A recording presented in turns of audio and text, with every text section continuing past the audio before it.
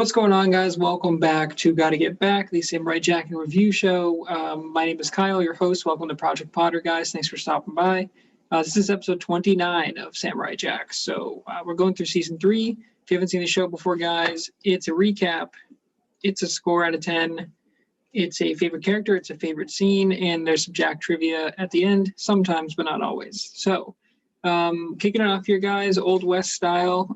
We open up the episode with a Wanted Dead or Alive poster of Jack. As we know now, Jack is like wanted everywhere. All the bounties are after him.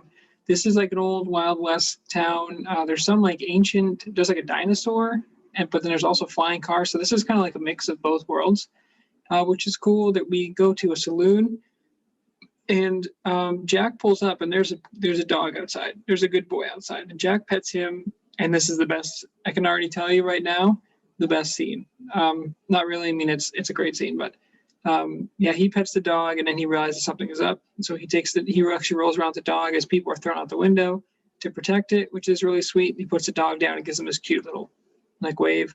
Jack goes to the door, and there's an awesome shot of him like in like just a like silhouette, like a classic Western. And the guy says, like, I thought I told you guys to leave me alone, or do you want some more? And Jack sits down, and he's telling the guy, like, he was counting his money. He's like, oh boy, there's a pretty price for your head. He starts to slowly take the knife out, and Jack kind of like barely moves, and he just grabs his arm, twists it, and then just stabs the knife into the table. And he's like, I need information. He's like, I need to buy information for you. And Jack's got a map with like skulls on it, and I don't know where he got this map from. But the guy's like, how much money did you say you had? And so he gives Jack some information, and Jack goes on his way. And he's like, nice doing business with you. And he's laughing, and it's like, dude, I can't trust this guy. Definitely cannot trust this guy. Wherever he's sending Jack, it's probably going to be bad news. So he's sweeping the place, and then there's a guy that walks in, super cool design. We see like his boots first, and he's got spinning spades on his boots. He's got a spade in his hat. This is Ezekiel Clench, which is a pretty cool name. And then he's got like if you can see behind me, up here, he's got like instead of a hand, he has like a knife, but it's got like the spades, and there's a diamond on there. It's all the different cards. So either this dude's like he either lost a bet or he's really into gambling. Probably a little bit of both, but yeah, he tells him like he's looking for the samurai, and he's like, oh, he just left. If you like try and catch the train out of town, you might be able to catch him. And so right before this guy's about to close up shop at the bar, this woman comes in, and she is like, using her sex appeal, obviously. And she's like, well, a little old lady like me just wants to talk. And she's looking for Samurai Jack too. We later find out she's actually the ex-wife of Ezekiel. So they're working kind of in tandem here, but Jack buys the ticket to the train, and Ezekiel goes after him. So he gets on the train, and he's kind of loading his arm in and out there. Or I think Ezekiel misses the train initially, but basically he like crashes onto a car. He breaks right through this poor like person's limousine, and then turns around and starts chasing the train. So he's trying to like hop onto the train to get to Samurai Jack. So he's trying to get on the train the old-fashioned way. Eventually, he does like get onto the back of the train there. He runs into his ex-wife, and he's like, what are you doing here, woman? He's like, restraining order says 150 feet. And she's like, I want part of the samurai too. And he's like, no way. So then they both kind of work towards him. Ezekiel goes and like fights Jack and just like gives him a good beating, but Jack eventually like escapes. There's a bunch of chickens that fly around. Don't know if that's a reference to the season 3 opener, which was Chicken Jack. There's like a little girl there, and Jack is like, oh, I can't fight around here. There's too many innocent people. So he tries to get out of the train. He goes on top, and Ezekiel's like, oh, dude, don't worry. I also have a gun in my right hand. So it like turns into a gun, which is cool. And there's like a chase scene now where like Jack is running up front, and he's like shooting through the top. So it's pretty cool. This is obviously like old Wild West style for the whole episode.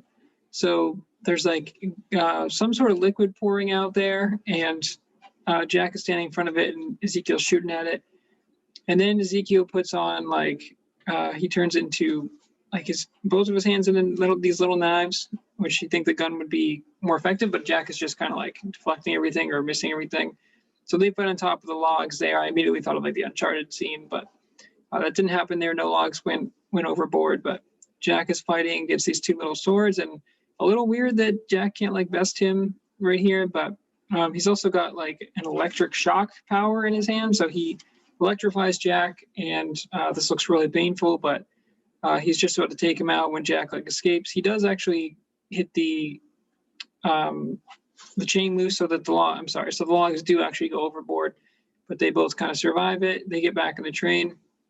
Once again, the chickens are running around there.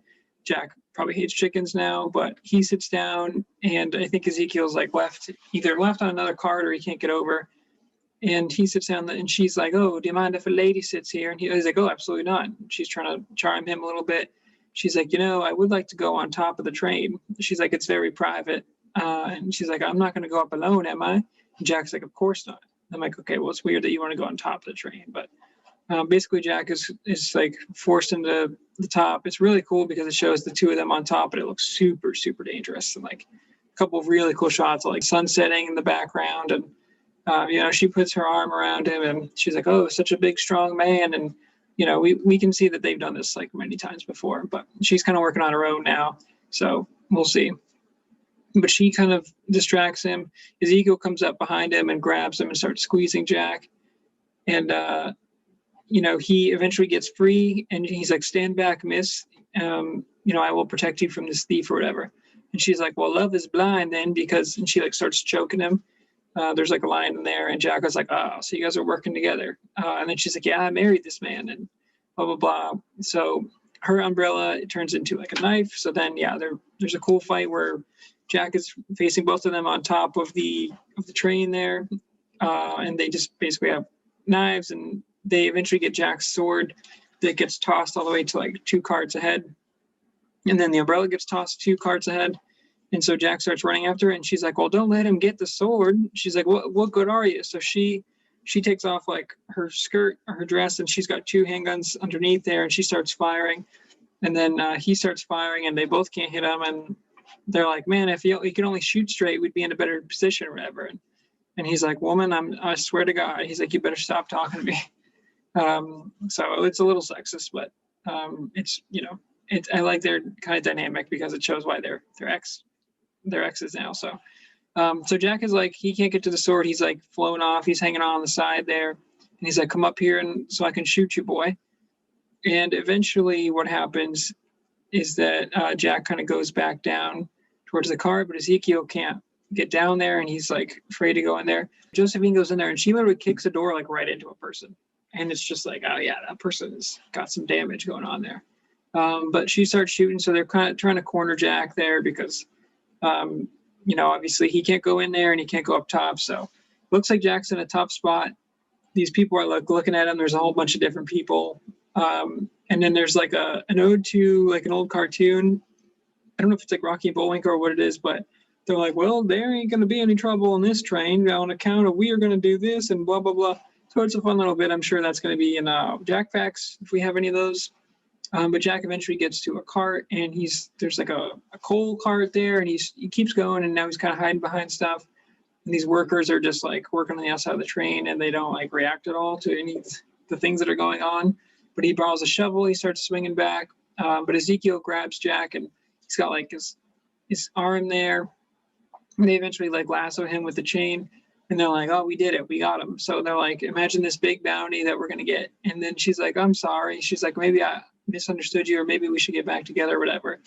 And then at the last moment, she's like, "Or I could get double the bounty." And then like she like moves the chain around his legs. So she pushes him off, and he starts removing the chain or whatever, and it's tied to Jack. And as soon as Jack starts going, he's actually close enough where he goes next to his sword, and it cuts the chain. And then as Jack is going, not only does it cut the chain, he then takes the sword and then cuts himself free and throws it on Josephine's leg.